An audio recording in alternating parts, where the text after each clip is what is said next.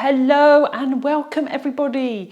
Welcome to my series of how to do Pilates and get moving without interrupting your day. So trying to make these movements a habit and linking them with common things that you do every day, such as putting the kettle on or cooking the dinner. So whilst you're putting the kettle on or whilst you're doing the dinner, commit to yourself that you're going to do these exercises and focus on one each week. So thank you for joining me. Today I'll be showing you another standing exercise that you can do. And for those that don't know me, my name's Sandhya and I support individuals to reduce their lower back issues without relying solely on medical professions. So let's come up to standing if you were seated. And imagine I'm in my kitchen now and I'm going to take hold of my kitchen side. So when your kettle's boiling, remind yourself you're going to do this. Maybe put a little post-it note that you're going to do this exercise. And then from here, I want you to take your weight into the inside leg and the other leg extending behind you onto the tip of the toe. From there, releasing back down. So you're reaching away. My posture stays nice and straight, so I'm not leaning forward or leaning back at all. Extend the leg away, stomach's drawn in, so nice and supported there, and then drawing back. Extending away and drawing back. Now, if that ever pulls the back, come as an alternative to the front instead. Otherwise, keeping behind and releasing, and then switching sides so you can turn around. Weighting to the inside leg, other leg extending behind and drawing back. So when we're extending the leg behind, we're strengthening through the back leg. We're lengthening through the front of the leg, so that can get really tight from over sitting. Extending back and release, keep going. We're strengthening through our buttocks and all the way down to the back of the leg.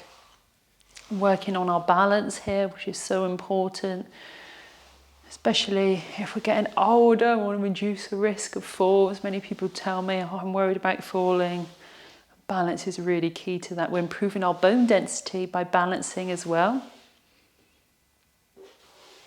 And last one. And releasing, giving the legs a little shake. So that might be plenty. You can have another set of those, 8 each. If you want to work harder, weight into the inside leg, other leg behind. From there, stomach's drawn in. Keep the toe on the floor, hand to the hip, and then from there, lift and lower. Lift and lower. Now, a common thing I see, bend the knee and lower. Bend the knee and lower. That's working different muscles. That's working the back of the leg. We want to work your lower back more.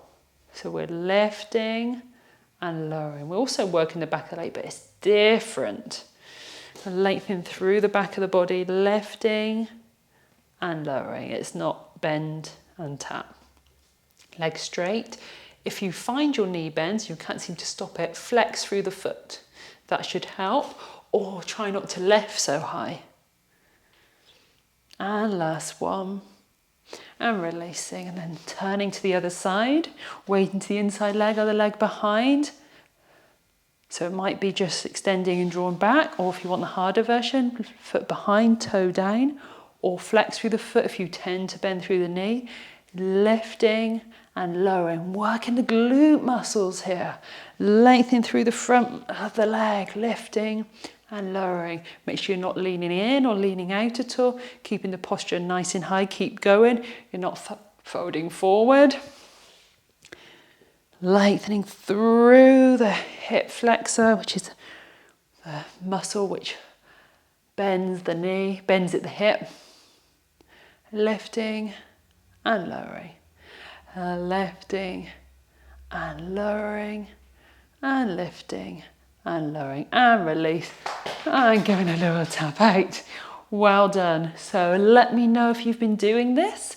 If you're going to commit for another week, every time the kettle boils or every time you cook, you're going to do this exercise, and please let me know how you got on. Drop it in the comments below. Thank you so much. Take care. Bye-bye.